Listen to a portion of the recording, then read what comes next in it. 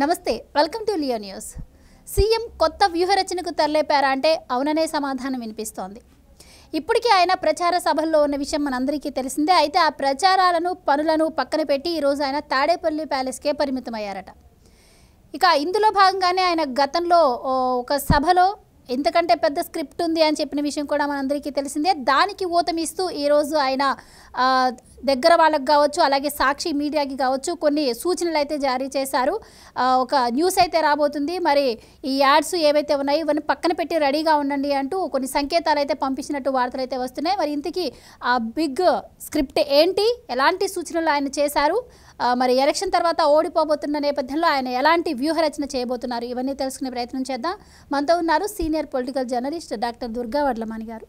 నమస్కారం మేడం. నమస్తే madam, CM Jaganmohan Reddy జోరుగా ప్రచారం చేస్తున్నారు. నిన్నటి వరకు కూడా మనం చూసాం, ఒకరోజేమో కొంచెం బేదతనంగా, ఒకరోజేమో రాష్ట్రానికి నేనే అభివృద్ధి చేశాను, విశాఖ ఉక్కు నా వల్లే ఆగింది. సో ఇలా రోజుకు ఒక రకంగా ఆయన ప్రచారం అయితే చేసుకుంటూ వస్తున్నారు. అయితే ఈరోజు అవన్నీ పక్కన పెట్టేసి తాడేపల్లి ప్యాలెస్కే వచ్చారట. అందులో భాగంగా ఆయన కొన్ని సూచనలు కూడా జారీ చేశారు. కొత్త స్క్రిప్ట్ ఏదో రెడీ చేస్తున్నారు, అసలు ఏం జరగబోతుందని టెన్షన్ అయితే పట్టుకుంది అందరికీ. సో ఏం జరగబోతుంది అంటారు?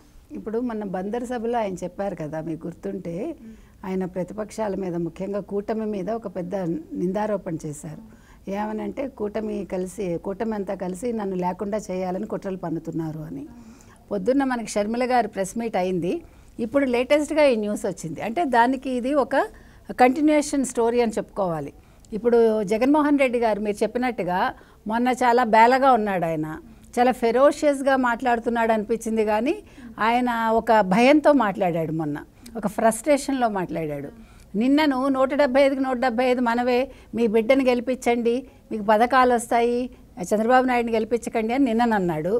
ఇవాళ ఆయన ఎందుకు ఇంత భయపడుతున్నాడంటే, ఇవాళ పోస్టల్ బ్యాలెట్లు ఏవైతే ఉన్నాయో అవి 98% ప్రభుత్వ ఉద్యోగులు ఎవరికి వేశారంటే తెలుగుదేశం కూటమికి వేశారు అనే వార్త ఆయన కలవరపెడుతోంది. ఎందుకంటే ఇంచుమించు 4% ఓట్లు, అవి 4% అంటే ఓట్లు చాలా చిన్న మాట కాదు, అది చాలా పెద్ద విషయం. ఇది యాక్చువల్గా గెలుపు ఓటములు నిర్ణయించేది ఈ 4% కూడా వర్తిస్తుందన్నమాట.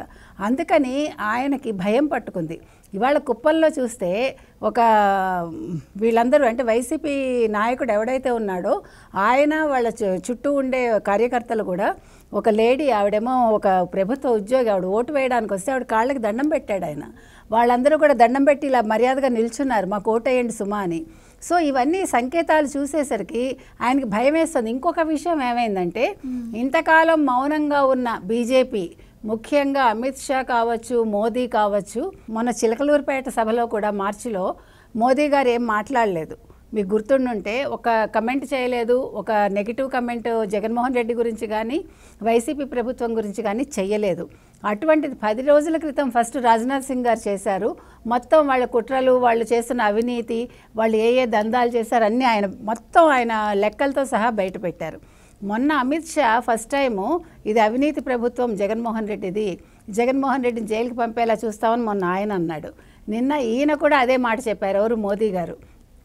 3 రాజధానుల పేరు చెప్పి మోసం చేశాడు, ఏమీ చేయలేదు, తర్వాత అమరావతి రాజధాని లేకుండా చేశాడు, ఇవన్నీ ఇలా ఈయన కూడా మొత్తం చెప్పుకుంటూ వచ్చారు ఒక్కొక్కటి, ఎవరెవరికి అన్యాయం చేశాడు, ఈయన అవినీతి ఏంటి, అక్రమాలేంటి, ఎంత దౌర్జన్యాలు చేస్తున్నాడు ఈయన, ఇవన్నీ చెప్పేసరికి మొన్నటి వరకు బీజేపీ ఎక్కడో కాస్తో కూస్తో ఈయన మీద కనికరం చూపిస్తుంది, ఇంకా నా వైపే ఉన్నాడన్న భ్రమలో ఉన్న వ్యక్తికి నిన్న పూర్తిగా విషయం అవగతమైంది. దాంతో ఇప్పుడు కడపలో కూడా ఎవరు అవినాష్ రెడ్డి గెలవడు. అవినాష్ రెడ్డి గెలుపు అనేది భారతీరెడ్డికి చాలా ముఖ్యం.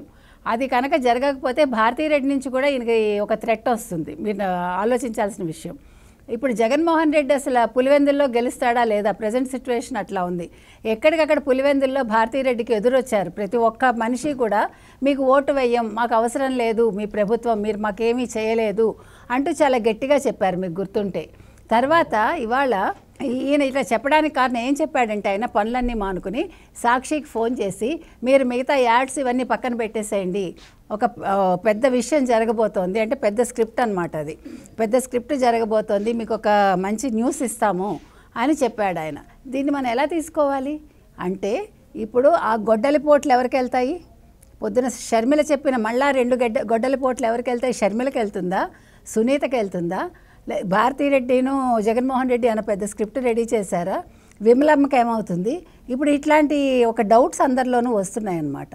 సో ఇది మామూలు విషయం కాదు. కేంద్ర ఎన్నికల సంఘం కావచ్చు, కొత్త డీజీపీ కావచ్చు, రాష్ట్ర ఎన్నికల సంఘం కావచ్చు, దీని మీద దృష్టి పెట్టాలి. ఎందుకంటే ఇప్పుడు రేపొద్దున ఏదైనా జరిగి ఆల్రెడీ మనకి గులకరాయి కేసు తెలుసు, కోడికత్తి కేసు అంతకుముందు తెలుసు, తర్వాత బాబాయ్ని చంపటం తెలుసు. ఇవన్నీ పెట్టుకుని ఆయన గెలవటానికి ప్రయత్నించాడు. అప్పట్లో ఒక్క ఛాన్స్ అన్నాడు, ప్రజలు కూడా నమ్మి ఇచ్చారు. ఈసారి ఒక్క ఛాన్స్ కాదు కదా, నీ మొహమే చూడమని ప్రజలు అంటున్నారు. ఈ నేపథ్యంలో ఆయనకి ఏం చేయాలో తెలియక ఇప్పుడు ఒక్కడు కూర్చుని, లేకపోతే తన సలహాదారులతో కూర్చుని ఏమైనా చర్చిస్తున్నాడా, ఇప్పుడు నెక్స్ట్ ఏం చేయాలి ఇప్పుడు, ఎందుకంటే బ్యాంక్రప్ట్ అయిపోయింది ఆంధ్రప్రదేశ్, ఎక్కడ ఒక రూపాయి లేదు. నిన్న కూడా మన ఎవరు సిఎస్ను ఆర్థిక సలహాదారులు ఎవరో ఆర్థిక శాఖకి సంబంధించిన ఇద్దరు కృష్ణానదిలో ఏదో పడవలో విహారం చేసుకుంటూ ఏవో చర్చలు జరిపారు, 3,000 కోట్ల కోసం ప్రయత్నిస్తున్నారని మనకు ఒక న్యూస్ వచ్చింది. ఇందులో ఏది నిజమో మనకు తెలియదు. ఎందుకంటే ఇప్పుడు డబ్బులు పుట్టడం కోసం ఈయన ఏమైనా చేస్తాడు. ఇంకొక విషయం ఏంటి బయటకు వచ్చిందంటే, ఈయన కూడా అన్నీ సర్దుకుని బిచాణ ఎత్తేయడానికి రెడీగా ఉన్నాడు. ఇప్పుడు ఆల్రెడీ ఆయన లండన్లో ఒక ఐలాండ్ కొన్నాడని ఒక టాక్ ఉంది. లండన్లో ఆయనకు కావాల్సినంత మనీ పెట్టుకున్నాడు. ఈయన ప్రయాణాలంతా మీకు గుర్తుండుంటే, ఈయన ఎప్పుడు లండన్ వెళ్ళినా మధ్యలో ఎక్కడో ఆగుతాడు చెప్పకుండా. ఆయన విమానం ఆగుతుంది మీకు గుర్తుండుంటే. ఎందుకు ఆగుతుందో ఎవరికీ తెలియదు, చెప్పడు ఆయన. ఇంటెలిజెంట్ పీపుల్ ఎట్లా ఒప్పుకున్నారో మనకు తెలియదు. సో ఆ డబ్బులన్నీ ఎక్కడో దాచుకుని ఉంటాడు ఆయన. ఈయన ఇప్పుడు ఒకవేళ ఓడిపోతాని సంకేతాలు వస్తే 13వ తారీఖు లోపు జంప్ అయిపోతాడా, లేకపోతే 13వ తారీఖు ఓటేసాక జంప్ అయిపోతాడా, లండన్కి పారిపోతాడా అనేది ఇంకా వేచి చూడాలి.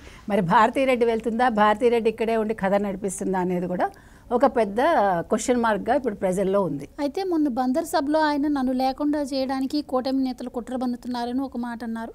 సో ఆ నేపథ్యంలో ఆ విధంగా ఆ కోణంలో మనం ఆలోచించినట్టయితే ఆయనకి ఏమన్నా స్కెచ్ వేసుకొని, అంటే మీడియాకి ఒక న్యూస్ అయితే రాబోతుంది, హడావిడి చేయడానికి సిద్ధంగా ఉండండి అని చెప్పి డైరెక్ట్గా ఆయన ఛానల్ అయినటువంటి సాక్షి ఎడిటోరియల్కి స్టాఫ్కి సమాచారం అందించారు అంటున్నారు. సో ఈసారి కూడా మరి సానుభూతి సంపాదించేందుకు అలా ఏమన్నా ట్రై చేసే అవకాశం ఏమైనా ఉంటుందంటారా? సానుభూతి కోసమే చూస్తున్నాడు, కానీ సానుభూతి తన్ను తాను హర్ట్ చేసుకుని తెచ్చుకుంటాడని నేను అనుకోవట్లేదమ్మా. ఇప్పుడు కొత్తగా తన మీద చేసుకుంటే ప్రజలు నమ్మే పరిస్థితి లేదు. ఒక గులకరాయికే ఒక నెల్లాళ్ళు దాన్ని ఒక కథ నడిపించిన మనిషి ఈరోజు తను హర్ట్ చేసుకుని అవి జరిగే విషయంగా కనిపించట్లేదు. సో ఇప్పుడు ఇక్కడ ఏంటంటే ఆయన ఎవరిని బలి చేయబోతున్నాడు, ఇక్కడ ఇది మనం ఎదురు చూడాలి. సో ఈ బలి అనేది ఎవరు, నెక్స్ట్ బలిపీఠం ఎక్కబోయేది ఎవరు, ఇక్కడ ఈ ఎపిసోడ్ ఆగిందనమాట. అది మరి సాయంకాలానికి తెలుస్తుందా, రేపటికి తెలుస్తుందా, మనం వేచి చూడాలి. Right madam, thank you sir.